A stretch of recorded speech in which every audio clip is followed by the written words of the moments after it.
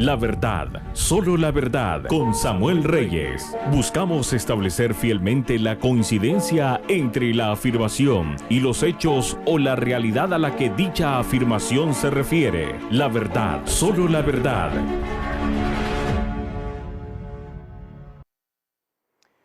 Gracias a Dios estamos otra vez con ustedes.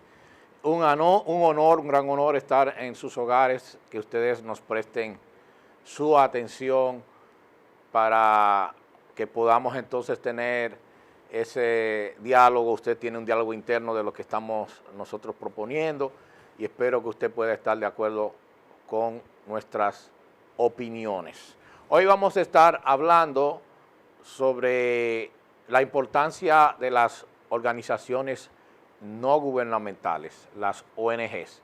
Y también vamos a tener una entrevista desde Brasil con el pastor Rodrigo Tapia. Rodrigo Tapia, quien tiene un instituto que se llama Transforma, un instituto que enseña sobre gobierno bíblico en esa nación. Espero que podamos tenerlo prontamente con nosotros. Pero vamos a hacerle preguntas a él en una entrevista exclusiva sobre ese proceso que está viviendo nuestro país hermano, el gigante de Latinoamérica, Brasil. Y vamos a tener esa exclusiva con él, así que no se lo pierda. En breves momentos entonces estaremos compartiendo este contenido tan especial con ustedes. La verdad, solo la verdad, con Samuel Reyes.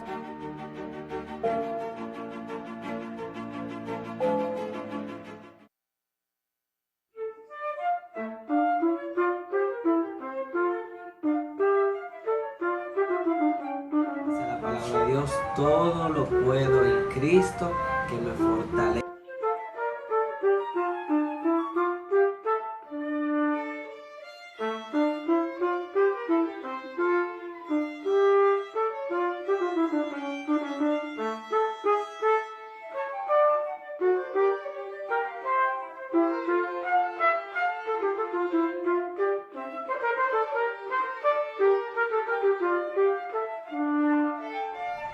Instituto Evangélico, Avenida Juan Pablo Duarte 110, teléfono 809-582-2473. La verdad, solo la verdad.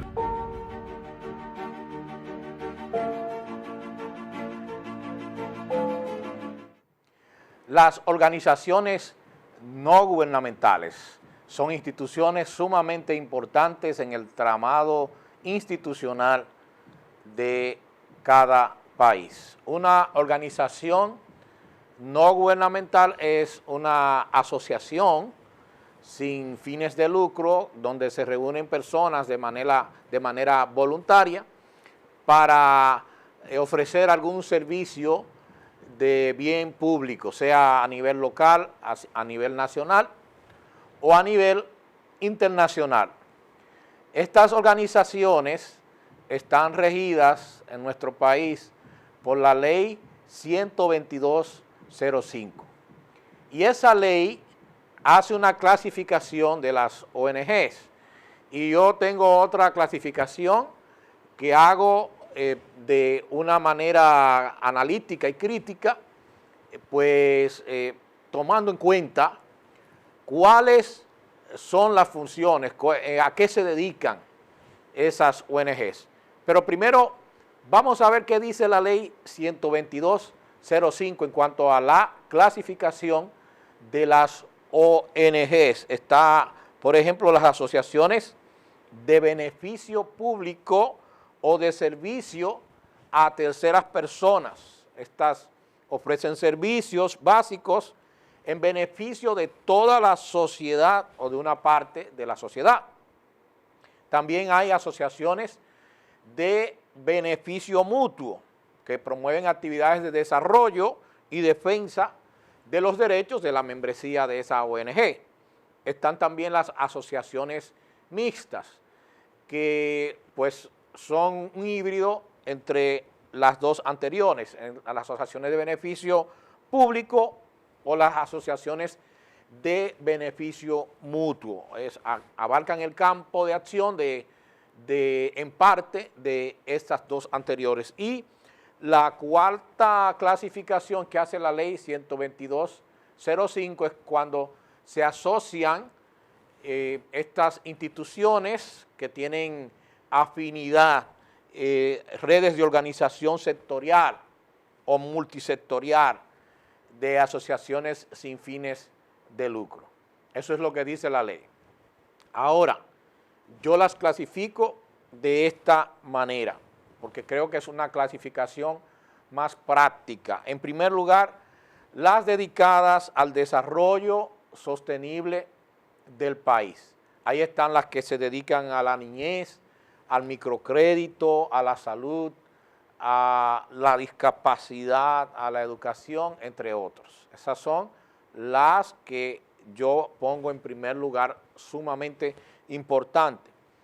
En segundo lugar, diría que están las dedicadas a la defensa de la mujer. Estas proclaman que a pesar de que las mujeres tienen ya sus derechos reconocidos por la Constitución, por la sociedad y por la misma lucha y la capacidad que ellas tienen, indiscutiblemente, como para ocupar cualquier función en el Estado o fuera de él, pues estas son las asociaciones dedicadas a la defensa de la mujer. Pero en muchas ocasiones, pues las mujeres no son tratadas como deberían tratarse, por ejemplo, en el ámbito laboral, y este tipo de instituciones luchan a favor de la mujer, aun cuando ahora toman otro tipo también de agenda, lamentablemente. Pero esencialmente estas son muy importantes. Los indicadores económicos pues apuntan a que si hay una mayor participación de las mujeres en la sociedad, pues la sociedad, la nación puede desarrollarse mucho más. Están también las organizaciones caritativas religiosas, pues ¿qué vamos a decir? La esencia de las iglesias es la ayuda al prójimo, especialmente las iglesias cristianas. Y dicho sea de paso, las ONGs le deben su origen a las iglesias. La primera ONG se tiene registrado que fue el llamado Ejército de Salvación. No sé si ustedes han visto alguna vez, especialmente en la época navideña, cuando hay un Santa Claus que tiene una olla ahí y dice Salvation Army, Ejército de Salvación. El Ejército de Salvación fue la primera ONG que se tiene registrada en el mundo entero. Entonces las iglesias fueron las que dieron origen a las ONGs. Están también aquellas ONGs que son fundadas por empresas. Se financian con fondos de empresas que son lucrativas y que manifiestan su preocupación por asuntos de responsabilidad social como la reforestación, por ejemplo, o el cuidado de las cuencas acuíferas. Son muy importantes estas ONGs también. Pero hay otras que yo las llamo las falsas ONGs o las pseudo ONGs, porque estas representan dos subgrupos. Las de trasfondo político, que son las sostenidas indirecta y diría también irregularmente con fondos provenientes del presupuesto nacional. Y han habido denuncias de que legisladores históricamente pues tienen sus ONGs cuando no pueden, de acuerdo al sentir mismo de la ley, ellos forman parte de las ONGs. Así que eso hay que revisarlo. En segundo lugar están las financiadas con fondos provenientes de organismos internacionales que desarrollan actividades en nuestro país y en muchas otras naciones del mundo, tratando de implantar sus agendas globalistas. Y esto entiendo que no es en esencia lo que debería hacer una ONG, lo que debería hacer una iglesia, porque dentro de las ONGs, esta ley, la ley 122.05, clasifican a las iglesias también allí. Yo les voy a poner un ejemplo de muy cercano a nuestro país, el ejemplo en Haití. Si no existieran las iglesias y si no existieran las ONGs que existen en Haití, que están trabajando en Haití, miren, nosotros tuviéramos realmente una inmensa cantidad o viéramos una emigración de haitianos mucho más masiva, porque las ONGs que funcionan en Haití, como funcionan aquí en nuestro país, pues evitan que esta gente esté con una calidad de vida más deteriorada. Hacen un trabajo excepcional en Haití y mucha gente no se muere de hambre, mucha gente recibe educación, mucha gente recibe servicios que no lo da el gobierno de Haití porque los proporcionan estas ONGs y los proporcionan las iglesias. Gente que recibe no solamente comida, recibe también ropa, recibe ayuda para las viviendas, recibe ayuda para las siembras. ¿Cuánto ayudan las ONGs en nuestros países? Y tenemos que entender que no es legítimo que existan organizaciones que, viendo que las ONG hacen un tremendo trabajo, que las ONGs tienen una penetración en la sociedad de una manera tan efectiva, pues se disfrazan esas organizaciones de ONGs, de organizaciones no gubernamentales. Y esas organizaciones no gubernamentales pues no pueden estar vinculadas a ningún funcionario público, sea del Congreso o sea de algún ministerio gubernamental. Gracias a los que dirigen las ONGs, y nosotros reconocemos en este programa su trabajo y su aporte a nuestra nación y al mundo entero. La verdad, solo la verdad, con Samuel Reyes.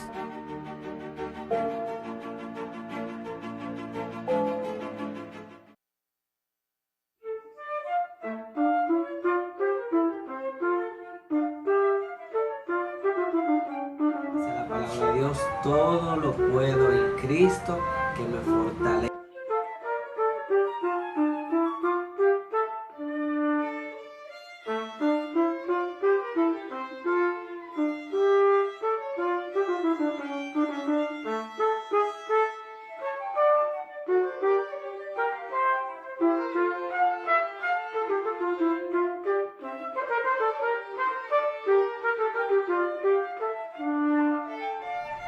Instituto Evangélico, Avenida Juan Pablo Duarte 110, teléfono 809-582-2473.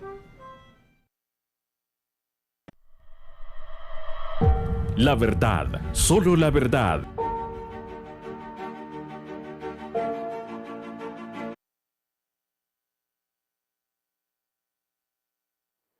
Estamos aquí para orientar a nuestra nación sobre temas que lamentablemente otros programas pues presentan una idea muy tergiversada.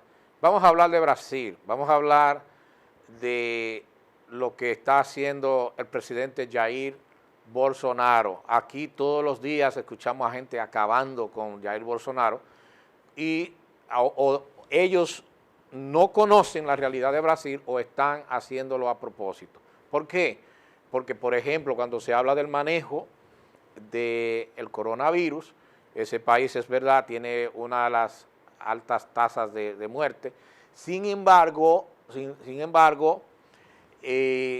proporcionalmente, con otros países como Argentina, ellos han tenido menos muertos, para poner un ejemplo. Y otro aspecto es que allá este tipo de programas de lucha contra enfermedades como el COVID-19, las pandemias, pues están esto a cargo de las gobernaciones y de las alcaldías. Probablemente Jair Bolsonaro ha dado ciertas declaraciones que no fueron las más afortunadas en relación a que él no creía mucho en el COVID-19, pero lo hacía por eso, porque él no estaba involucrado en ese proceso. Y podríamos hablar más, pero vamos a ver esta entrevista que hemos preparado acerca de lo que sucede allá en Brasil. Preocupados para que usted esté bien informado y no esté influenciado por estos periodistas globalistas que solamente presentan un lado de la realidad. Aquí tratamos de llevar afirmación y hecho de manera conjunta para llevarle la verdad. Vamos a ver esta entrevista.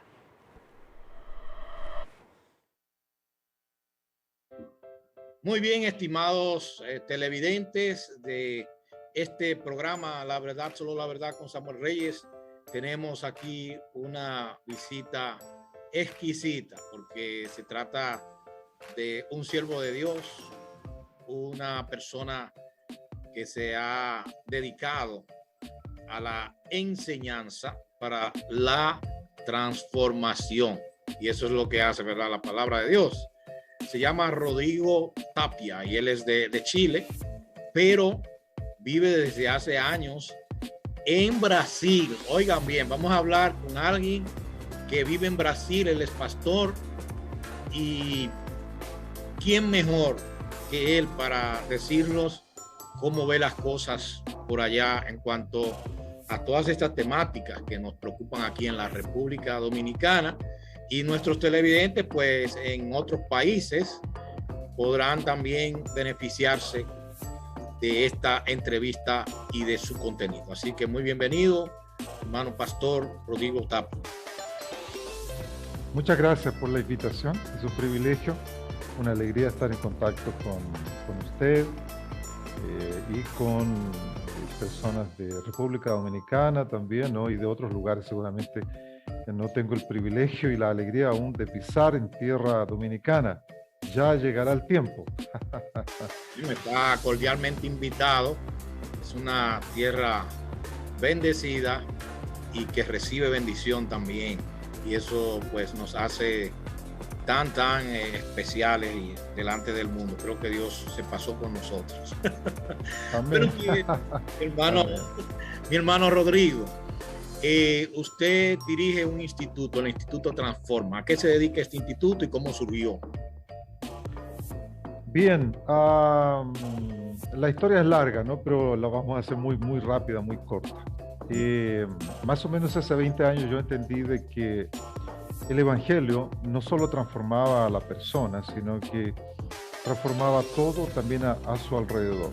Y eso implicaba que el Evangelio estaba para transformar las estructuras sociales, a tocar las esferas de la sociedad, las esferas de influencia, como el gobierno, educación, familia, todo debería ser transformado por el Evangelio. Yo no entendía eso antes, aun cuando yo era pastor y había estudiado un seminario teológico, y nunca entendí eso antes.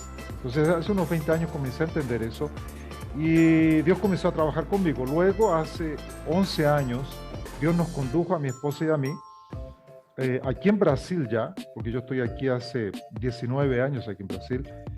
El Señor nos condujo a formar esta idea que era capacitar a la iglesia a través de un instrumento como el instituto, capacitar a la iglesia para que ella entienda que una parte fundamental de su tarea era discipular a las naciones para que éstas puedan experimentar una transformación que se ajuste al padrón bíblico, ¿no? Y entonces ahí fuimos caminando y Dios nos permitió conocer a algunos hombres y mujeres de Dios que ya estaban trabajando en esta comprensión. A partir de las escrituras, hombres como Vishal Mangalwadi de India, hombres como Deron Miller de Estados Unidos, Stephen McDowell, Mark Beliles, Bob Moffitt, esto es todo de Estados Unidos, Landa Cope de Estados Unidos, pero vive en África del Sur, Sudáfrica, y otros que fuimos conociendo con el tiempo de América Latina y de otros contextos, incluso de África también. Entonces, eso lo incorporamos y montamos un currículum de enseñanza en las cuestiones de transformación de la cultura y de la sociedad a partir del discipulado de la nación. Ese es un lenguaje extraño para la mayoría de los cristianos de hoy. ¿Qué es eso de discipulado en la nación? ¿De dónde sacaron eso? Para mí también fue extraño cuando escuché el término la primera vez hace unos 20 años. Para mí eso era japonés, chino, griego, qué sé yo, ¿no? Un idioma extraño. Pero fuimos aprendiendo, fuimos entendiendo. Aún tenemos mucho que entender, pero ya tenemos las nociones más básicas y esenciales sobre esto y cómo hacerlo. Y entonces lo estamos enseñando en el Instituto Transforma hace 11 años, ¿no? Hace 11 años. Bueno, pues nos gustaría seguir entonces en contacto porque creo que la Universidad Nacional Evangélica estaría muy interesada en que usted pues impartiera por lo menos un diplomado o su personal dirigido a nuestro liderazgo cristiano que está despertando en su participación dentro de la política única y exclusivamente porque la política se ha metido con nosotros y yo creo que debió ser diferente, no debimos haber esperado a este tiempo en el que nos han puesto entre la espada y la pared y no tenemos otra alternativa que responder a todas estas digamos dificultades o desafíos a las que nos están sometiendo todas estas cultura nueva, toda esta política nueva, influencia de izquierda, etcétera, etcétera.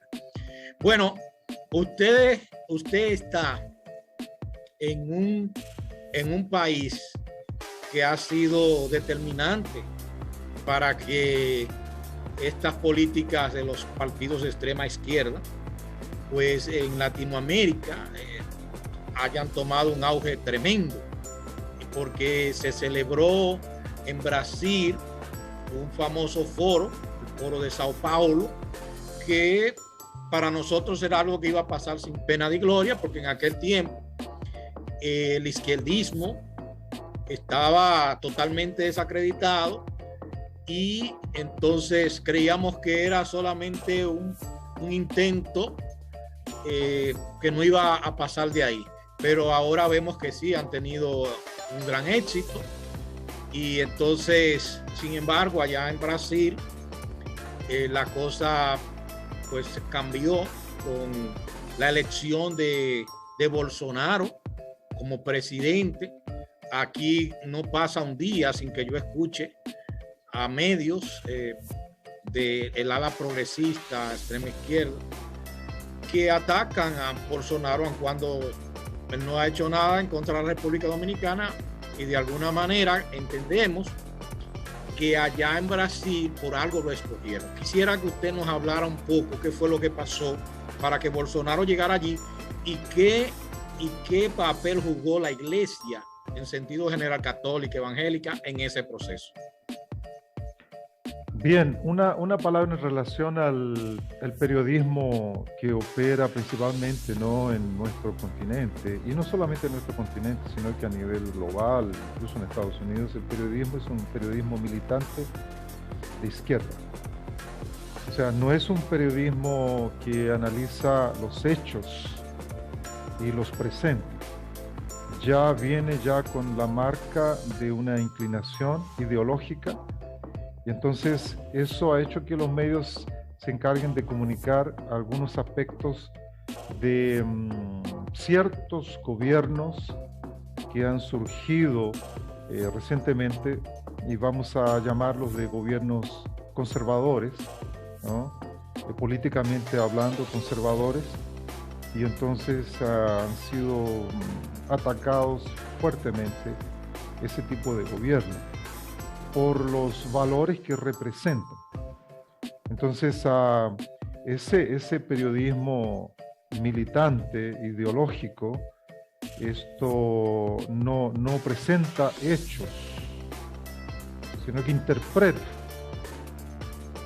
y presenta de acuerdo, ¿no?, con su postura ideológica a aquellos que no están de acuerdo con la posición que ellos han adoptado.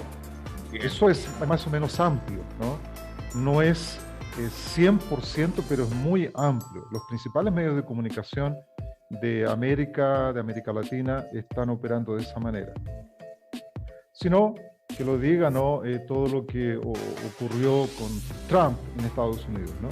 Entonces la oposición de los principales medios de comunicación y las redes sociales, que son dominadas, ¿no?, por quienes piensan ideológicamente de manera contraria.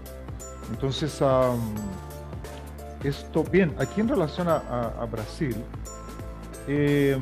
los gobiernos de izquierda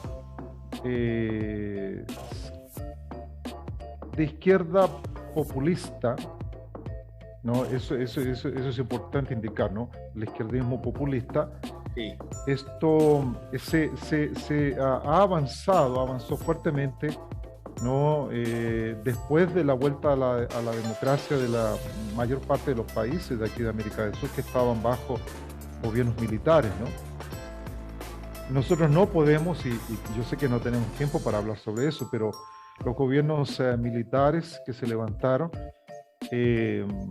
ideológicamente alineados tal vez con la derecha, diríamos políticamente, sí. Se levantaron en los casos más que yo conozco más próximos, que son Chile, mi país de origen, y Brasil, como una respuesta de un clamor del pueblo por el establecimiento del modelo comunista. Entonces, en Chile fue el clamor del pueblo, no de las familias, y en Brasil también hubo un clamor del pueblo, ¿no? Porque ellos estarían intentando hacer lo que ocurrió en Cuba. Entonces, eso es una historia larga, ¿no? Pero fue una reacción. Ahora, nosotros podemos aquí cuestionar cómo fue, ¿no?, esa reacción, la toma del poder por estos gobiernos militares, derechos humanos y otro tipo de cosas. Bueno. Sin embargo, atropello, ¿no?, a derechos humanos, yo realmente dudo que en la época en que ocurrió pudieran haber ocurrido en la toma del poder, ¿no?, de manera blanca.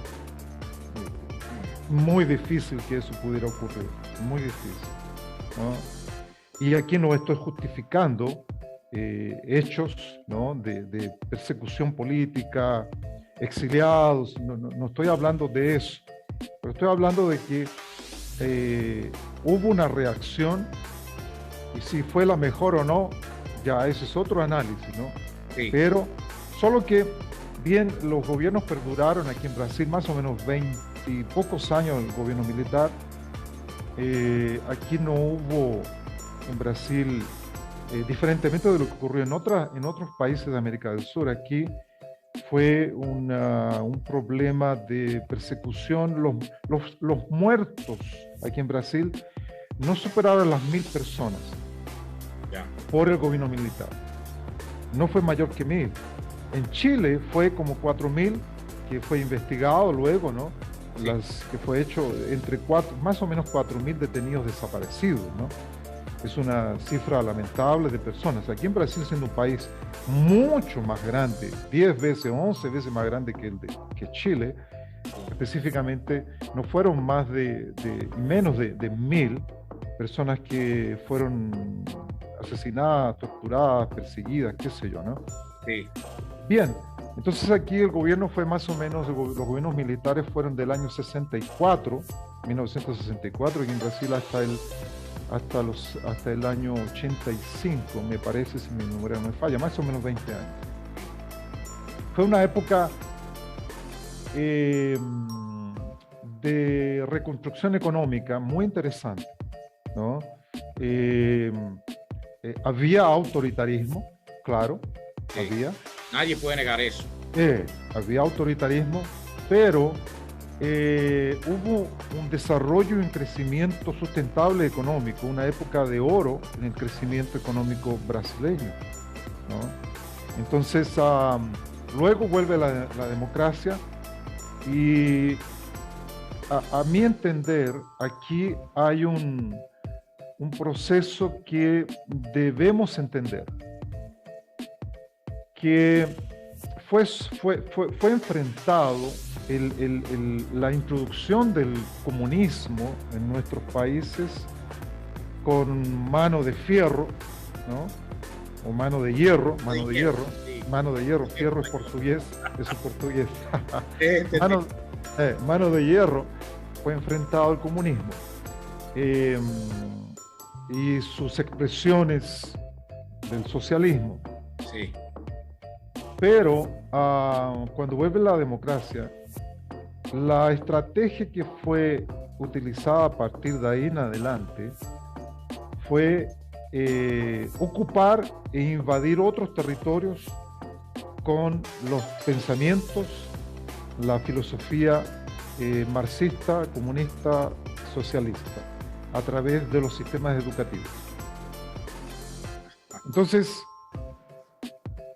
bueno, fue una ventana, ¿no?, de oportunidad, entre comillas, con mano de hierro, ¿no? Pero estando el sistema educativo cooptado por pensadores, pedagogos, marxistas, socialistas, solo era una cuestión de tiempo para que gobiernos acordes, ¿no?, con esto surgieran. Solo una cuestión de tiempo. Y eso ocurrió. Muchos de esos intelectuales estuvieron en el exilio y estuvieron estudiando en universidades bastante prestigiosas, y al volver, entonces, pudieron inyectar esto de manera fácil porque tenían ese aval de ser intelectuales bien preparados, ¿no? Parte que quiera aportar. Exactamente. Se habla en este sentido sobre el gramscismo, ¿no? Antonio Gramsci, ¿no?, de Italia, que él percibió y indicó que debían ser tocadas las otras esferas de la cultura, ¿no? La cultura, el folclore, todo lo que tiene que ver con los medios de comunicación, con las artes. Entonces eso fue cooptado, ¿sabes?, por el pensamiento marxista, comunista, socialista. Y ellos hicieron muy bien su trabajo. Lo hicieron muy bien, ¿no? Y de hecho, también, lamentablemente. Sí. De hecho, el pensamiento conservador no ocupó esos espacios. Y diríamos que los propios cristianos no hicieron este trabajo que ya mencionamos antes sobre discipular la cultura. No fue hecho. De hecho, entonces, aquí mismo, perdone, aquí mismo el cristiano que iba a una universidad, aún en los años 70, era un impío. Entonces eso se vendió dentro de las iglesias, por lo menos evangélicas, y obviamente ese espacio fue totalmente ocupado con este tipo de pensamiento, y los jóvenes que iban hacia la universidad y que venían con este tipo de pensamiento, pues eran también aislados de la iglesia. Bueno, lamentablemente esas son cosas con las cuales hemos tenido que cargar con las consecuencias. Siga, por favor. Sí, ok. Interesantemente, la iglesia evangélica, ¿no?, en sus últimos 60, 70 años, y principalmente en los últimos 30, 20 o 30 años, experimentó un crecimiento exponencial. O sea, la iglesia creciendo en número, en cantidad de templos. Para mencionarles solamente dos o tres casos concretos. Chile experimentó un avivamiento, ¿no? A partir de 1909 y fue el país que tuvo el crecimiento evangélico más importante durante 40, 50 años, ¿no? Chile. Sí. Guatemala se destaca también, ¿no? Por tener un crecimiento evangélico impresionante, que algunos hablan de 50 a 55% de la población siendo evangélica. Brasil, en los últimos 25 años, 30 años, comenzó también un crecimiento impresionante de los evangélicos, siendo que hoy se calcula más o menos de una población de 213 millones de habitantes, 60 millones serían evangélicos hoy aquí en Brasil. Impresionante. 60 millones, más o menos unas 450.000 iglesias hay aquí en Brasil, ¿no? Es un número gigantesco, enorme. Entonces tiene un peso específico muy relevante, ¿no? Aquí. Solo que diríamos que aquí en el contexto brasileño, el crecimiento evangélico tocó prácticamente todas las clases sociales. Todas las clases sociales. Diferente de lo que ocurrió en Chile, por ejemplo, donde la clase social más baja fue tocada inicialmente y luego la clase media. La clase alta no fue muy tocada. Pero aquí no, aquí fueron tocadas todas las clases sociales aquí en Brasil, ¿no? Eso es algo relevante, importante mencionar, ¿no? La verdad, solo la verdad.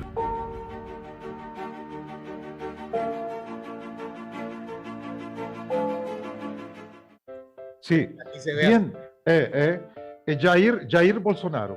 Jair Bolsonaro, correcto. Jair Bolsonaro.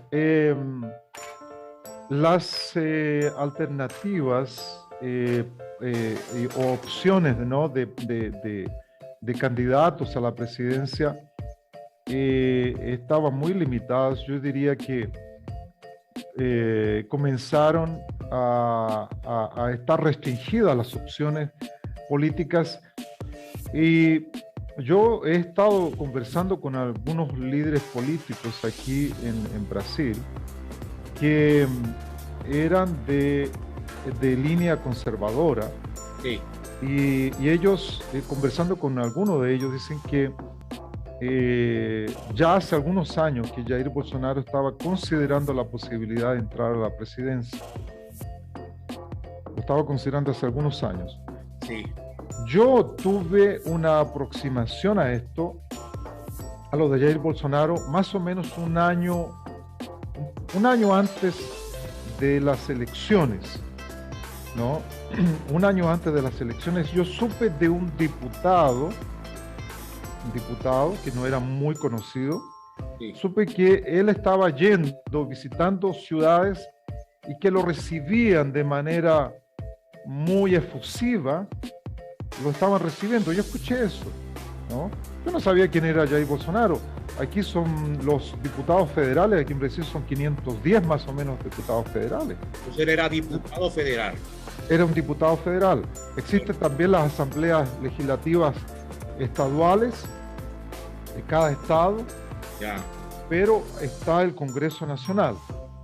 Y yo comencé a escuchar eso, ¿no? De que este Jair Bolsonaro estaba recorriendo el país y que era recibido, ¿no? Con mucha efusividad en los aeropuertos, y que las personas gritaban mito, mito, mito, mito, mito, ¿no? Mito, mito, mito, mito. Y para mí eso era medio extraño, ¿no? Medio extraño. Sí. Y sabe que yo estuve orando sobre esto, y yo tuve la percepción, una percepción que creo que no fue natural mía, no fue una percepción mía, porque no conozco mucho ese campo, no estoy involucrado en ese campo político, nunca lo estuve. Ahora estoy mucho más a partir del conocimiento de las escrituras y de la importancia de que los cristianos estemos involucrados en el tema político. Entonces, yo tuve una percepción y pedí a través de nuestra secretaria que yo quería visitar y conversar con este Jair Bolsonaro. Interesante. Y entonces, nos preparamos con algunos meses de anticipación, verifiqué cuál era la fecha que él era más probable que estuviera en Brasilia, ¿no? Porque allá están todos los diputados federales. Entonces me dijeron, mira, las fechas más probables no son el lunes ni el viernes, son martes, miércoles o jueves.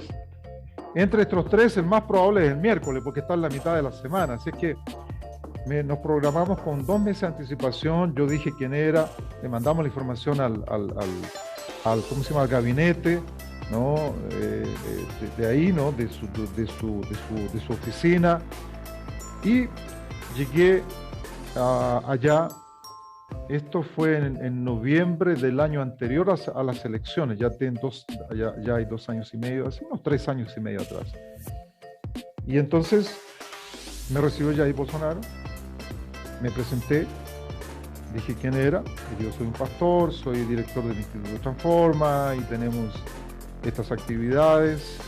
Conversamos un poco y yo le di 10 libros, le entregué de nuestra producción, ¿no? Libros que tenemos una pequeña editorial también, hemos publicado libros de Vishal Mangalwadi, de Aaron Miller y de otros, y le entregué a él estos libros.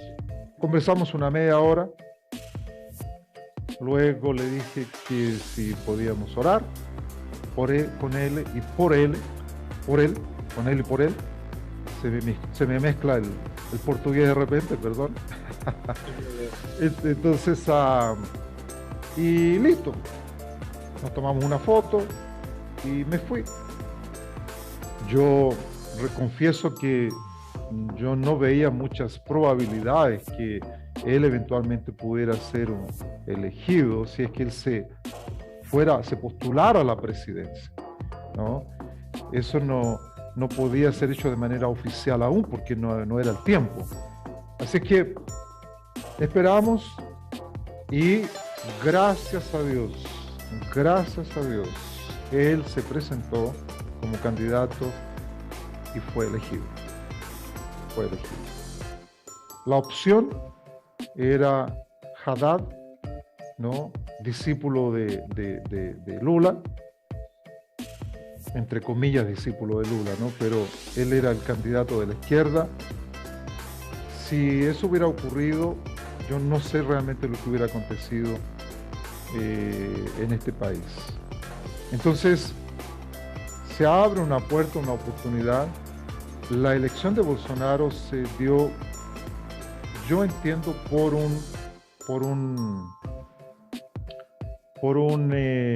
una intervención muy clara de parte del Señor. Amén. Una intervención de Dios. Algunos cuestionan, ¿no?, si él es cristiano, si él es... yo creo que él es un hombre convertido, él es católico, ¿no?, oficialmente católico, pero yo creo que él es un hombre que tiene una relación con Dios y que él está comprometido con una pauta que llamamos políticamente conservadora, sí, pero que tiene un respaldo bíblico, ¿no? Protección de la vida, el matrimonio entre hombre y mujer, ¿no?, como una base fundamental de la sociedad, a una disminución del tamaño del Estado, ¿no?, y mercado libre, ¿no?, mercado libre. Entonces, él ha estado trabajando en eso durante los 2 años y medio que está en el poder. Los medios de comunicación que se encargan de mencionar aspectos que son contrarios a su posición ideológica no dicen todo lo que se ha hecho. Hay 0 casos de corrupción en nivel ejecutivo en 2 años y medio. Antes los escándalos por problemas de corrupción eran pan de cada día, de cada día. Ahora aquí los indican como que hay corrupción, que él está siendo supuestamente investigado por corrupción, dicen aquí. Y óigame, pero la verdad es que hay una manipulación y una desinformación bastante preocupante en esos medios. Y quisiera que lo escuchen de alguien que tiene una fe pública y fe y también que puede dar fe de que lo está diciendo no porque le estén pagando dinero, no porque tenga beneficio con eso, no, lo está diciendo por una convicción apegada a la realidad. Por eso que le hemos llamado a este programa La Verdad, para sacar de ese tipo de oscuridad que nos quieren tener sumergido estos medios. Continúe, por favor, hermano. Bueno, en el campo de obras públicas se ha avanzado como no se avanzó en los últimos 15 años. Eso no se muestra, eso no se dice, ¿no? Los medios de comunicación no se encargan de mencionar eso. Qué barbaridad. Ahora, yo debo ser muy transparente en indicar que no tenemos un ángel como presidente de este país. Eso no es real en esta época de la historia. No tenemos eso. Es un hombre que tiene sin duda sus fallas personales, sus errores, sus equivocaciones. Pero como alguien ha dicho, él habla y a algunos no les gusta cómo habla, pero como alguien ya dijo, yo no me voy a casar con él, ¿no? Él es un presidente, claro, claro, él es presidente de un país, él habla duro, muchas veces habla rudo, ¿no? Pero el hecho son los actos, eso es lo que importa.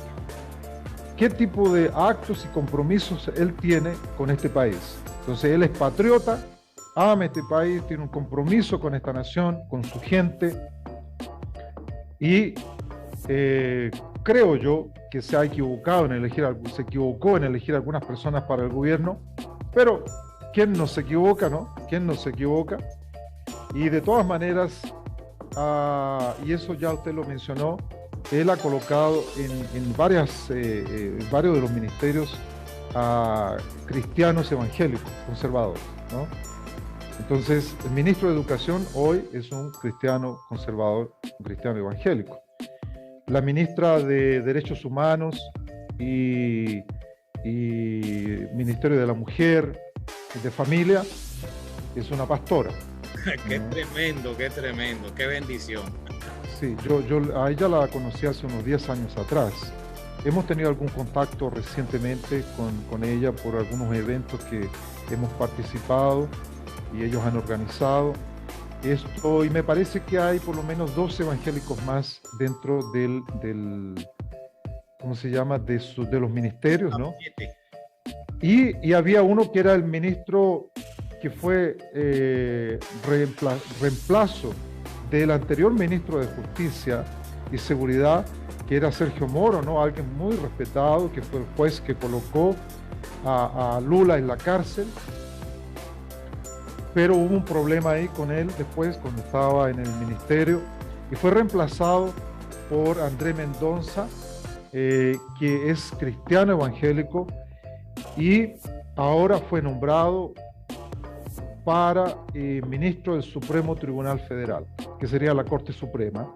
Y entonces, el primer evangélico en la historia, ministro del Supremo Tribunal, de los 11 ministros, que es un evangélico, que está ahí en eso, fue nombrado por Bolsonaro, ¿no? Lo sacó del Ministerio de Justicia y Seguridad Pública, y el trabajo que realizó André Mendonça como ministro de Seguridad y de Justicia fue extraordinario. En el área de seguridad hubo un avance impresionante, ¿no? en enfrentar el crimen en este país. Mucha gente fue colocada en la cárcel, muchos asuntos de droga fueron descubiertos, pero hubo un avance gigantesco en los pocos meses que alcanzó a estar como ministro de Seguridad y Justicia, pero ahora está como uno de los 11 ministros del Supremo Tribunal Federal, que es el equivalente a la Corte Suprema, ¿no? No sé cómo es cuál es el nombre ahí en República Dominicana, ¿no? Suprema Corte. Entonces, ya es igual. ok. Así que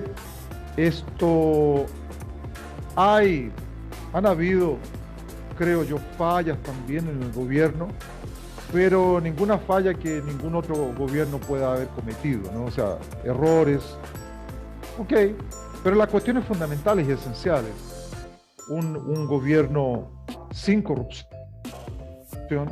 un gobierno que ha ejecutado obras públicas, ¿no? De manera eficiente, rápida, concreta. Entonces hay más dinero ahora, ¿no? Porque no se desvía en corrupción, entonces hay más dinero para ejecutar los trabajos de manera eficiente, ¿no? Entonces equipos técnicos, los ministros que eligió Bolsonaro de carácter técnico y no por intereses políticos de ciertos partidos. Él eligió gente con absoluta libertad y gente técnica, no porque pertenecía al partido tal o al partido tal, ¿no? Entonces, me parece que eso ha sido un avance muy importante. El apoyo para elegirlo de parte de los evangélicos fue fundamental, fue clave, Gracias a Dios, ¿no? Gracias al Señor. Amén. ¿Y en el Congreso hay alguna representación cristiana también? Bien, el Congreso aquí en Brasil, más o menos, diríamos que 20% de los congresistas o diputados federales son evangélicos, más o menos 20%. Eso significa más de 100 diputados son evangélicos. La proporción ahora en el Senado cae un poco, tal vez a 10%, 15%, pero una gran cantidad se identifica con las pautas conservadoras, ¿no? Entonces, eso ha sido importante porque ha detenido, ¿no? la intento de que sean establecidas leyes favorables a la despenalización del aborto, por ejemplo. Eso ha sido impedido. Existe lo que se llama la bancada evangélica, ¿no? Que es el conjunto de evangélicos que forman parte, a los cuales se integran para algunas pautas los católicos y los espíritas también, ¿no? También se integran dependiendo, ¿no? de la ley que quiera ser promulgada, ¿no? De allá de Brasil, religiones autóctonas de Brasil, ¿no? Sí. Y hay unanimidad en algunos puntos, ¿no? Bueno, pues si quisiera agregar algo más, ya tenemos que llegar al final de nuestra entrevista. Muy interesante, Pastor Rodrigo. Estamos agradecidos de todo lo que usted nos ha revelado, porque conoceréis la verdad, como dice nuestro versículo en el centro de la bandera, y conoceréis la verdad y la verdad os hará libre. Oigan bien, tenemos que saber que todo esto que nosotros estamos viendo en nuestro país de tergiversación de la verdad se da en todos lados, porque fíjense cómo es totalmente diferente lo que nos dice el Pastor Rodrigo a lo que nos están vendiendo aquí esos medios, que les conviene que vuelva otro gobierno de izquierda allá, porque entonces vienen todos esos recursos que vinieron por Odebrecht, que vinieron también a financiar todos esos partidos que los tuvimos ahí, que fueron lo peor en corrupción en toda la historia dominicana. Entonces, ¿qué pretendemos? ¿Vamos a volver hacia allá? Exactamente. Ese proceso aquí, en esos casos de corrupción, realmente aquí en Brasil también fueron los más grandes de la historia de Brasil. Incluso se dice que los más grandes en Occidente, de las naciones occidentales. Entonces, y que involucró a tantos países, ¿no? Es importante entonces reconocer que Jair Bolsonaro es un hombre que se levantó con un lema fundamental, y conoceréis la verdad y la verdad os hará libres. Y ese texto, es su texto lema. Oiga, Texto lema. Este gobierno, cuando fue elegido, el mismo momento en que se supo que él había sido elegido, ¿no? El cómputo indicó a los más cercanos a él, antes de dar la declaración a los medios de comunicación y delante de los medios de comunicación, hicieron una ronda y comenzaron a orar a Dios. Y los medios de comunicación tuvieron que transmitir la oración de esta gente. gloria a Dios, que no se había visto esto nunca. Nunca. Jair Bolsonaro es un hombre que ora. Digan eso. ¿No? Es alguien que busca al Señor y busca la sabiduría y la dirección de Dios para las decisiones tan serias e importantes que deben ser tomadas a nivel de gobierno. Entonces, pero es importante decir, él es un hombre imperfecto. Aquí, antes de la vuelta de Jesús, todos somos imperfectos y fallamos y equivocamos. Pero como ya también lo dijimos, no tenemos y no necesitamos a un ángel como presidente, ¿no? Entonces, es un hombre imperfecto, pero tiene una línea de acción coherente, ¿no? Y de acuerdo con, más aproximada a los pensamientos de Dios y de su palabra. Amén. Muchísimas gracias, pastor, de nuevo. Y esta ha sido la entrevista con Rodrigo Tapia, desde Brasil, pero de Chile. Amén. Muchísimas gracias.